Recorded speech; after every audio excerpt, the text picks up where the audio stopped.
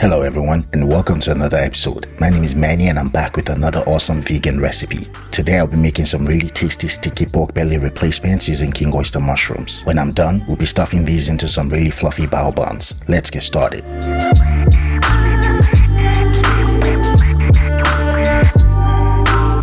Start by placing your King Oyster mushroom on its side, then slice it right down the middle. Next, place one half upright, then slice it into 3 to 4 thick slabs. Don't slice your mushrooms too thin because you want them to hold their shapes after they're done cooking.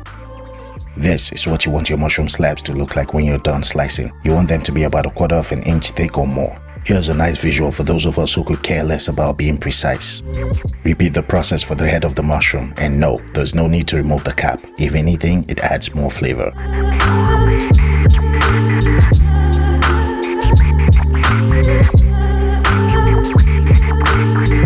We're going to set these aside while we create our Asian-inspired marinade.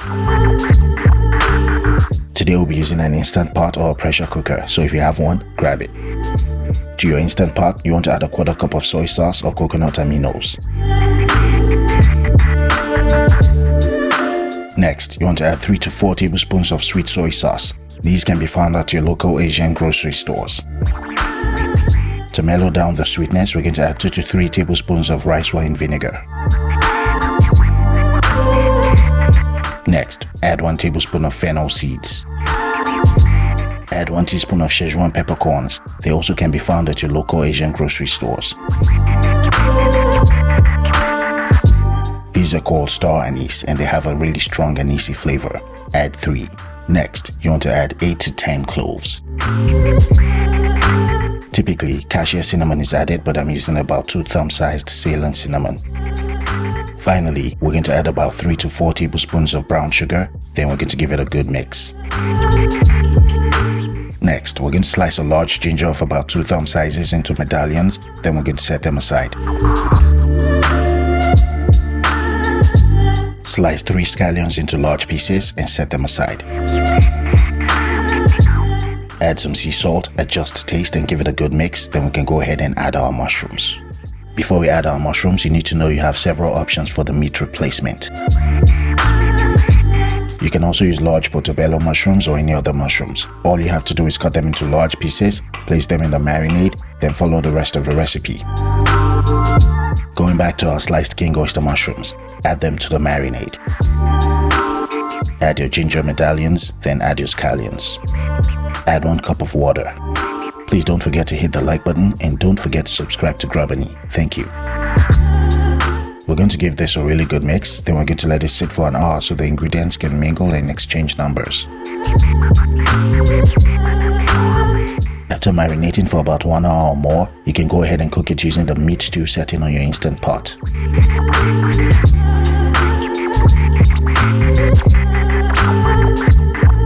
While your mushrooms are cooking for about an hour 10 minutes, you can go ahead and make your bao buns.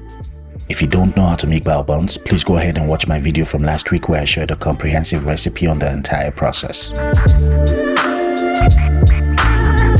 These bao buns are extremely fluffy and they're entirely plant-based. They look intimidating, but they're very easy to make. If you don't have an Instant Pot, there are several meat replacement recipes on my channel. A very good meat replacement is my cheesesteak meat replacement. Should I keep going? Okay, another awesome meat replacement is my vegan bulgogi recipe. This recipe is so delicious and it's also Asian inspired. Should I keep going? Alright, why don't you go ahead and try my sweet and sticky fried oyster mushrooms from my taco recipe. These fried oyster mushrooms were sticky, crunchy, and so delicious. Should I keep going? Yes! Alright, stop it. You all play too much. Once your mushrooms are done, carefully open the pressure valve so it could vent. After venting, it's safe to open. Now take a look at what you've just made. We're not done yet. We still have a few steps to go. Take a good look at how much we've transformed the texture of our mushrooms. It's like jelly. Anyway, go ahead and take your mushrooms out of the Instant Pot and place them in a large bowl. Let your mushrooms sit for a while. We'll come back to them soon. In the meantime, we're going to pass our cooking liquid through a wire mesh strainer. This will separate most of the solid ingredients from the liquid. Once you're done, you should get something like this. Believe it or not, this liquid can be reduced and turned into a syrup. Let's head to the stove and I'll show you how. Place a saucepan on high heat, then pour your stock. We're going to bring this to a rolling boil and let it cook until reduced. Don't forget to shake it often so it doesn't boil over. Also, be careful so you don't scald yourself. After about 10 to 15 minutes of boiling, you should start to see results. Check it from time to time, and if it's not thick enough, you keep going. You can also add some sugar to quicken the process.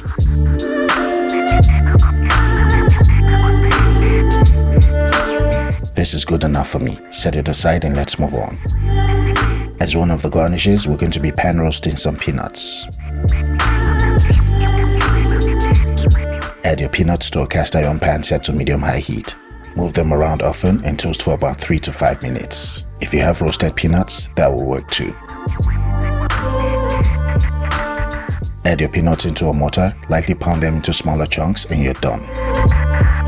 Back to our mushrooms. We're going to lightly sear them to lock in the flavor. Place a cast iron pan on medium-high heat, then add 1 to 2 tablespoons of avocado oil. Once your oil is hot, add some mushrooms and place them flat. Let your mushrooms sear until golden brown. It may take about 1 to 2 minutes. After 1 to 2 minutes of searing, you can flip them over and repeat the process. Also, feel free to sear them to your desired color. You could go lighter or darker, it's up to you. Go ahead and add about half a cup of the syrup we made earlier.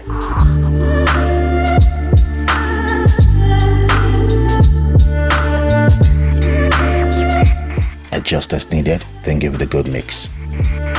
Reduce your heat to low heat, then let it cook for about 1 to 2 minutes. Don't let it burn. If it burns, it'll be bitter. Once they're ready, take them off the pan.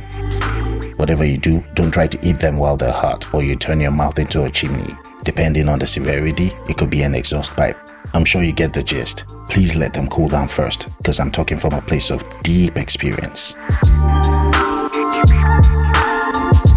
A round of applause for those who have successfully made my bao buns. By success, I mean your bao buns should look something like this, and they should be extremely fluffy. Check this out. That's what you want. Now open up a bao bun. Beautiful. If you've made my everything sauce, go ahead and add 1 tablespoon. Otherwise, you can use some sriracha mayo. Add 1 tablespoon of my sauce to the bottom lip of your bao bun, then spread it around. Go ahead and place 2 or more slabs of King Oyster Mushrooms to the bottom lip as well. Remember, you can use almost any mushroom for this. If you're using portobello mushrooms, keep in mind that they break apart easily. This is a sweet pepper. We're going to slice and add it with or without the seeds. Add some of your toasted crushed peanuts. Slice the green parts of some scallions into smaller pieces, then garnish.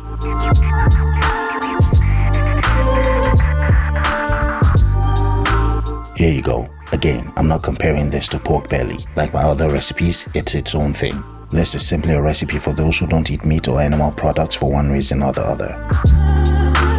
If you really want to impress your guests, serve them these and they'll be blown away. Just don't forget to ask them to subscribe to Company. The mushrooms are perfectly cooked on the inside and they're very juicy. Check this out. Nice. Alright, I have to pack some bags for my trip. Don't worry, I'll be sharing some videos somewhere on social media, so make sure you're following me on all platforms. Thanks again for watching, and I'll see you all next week.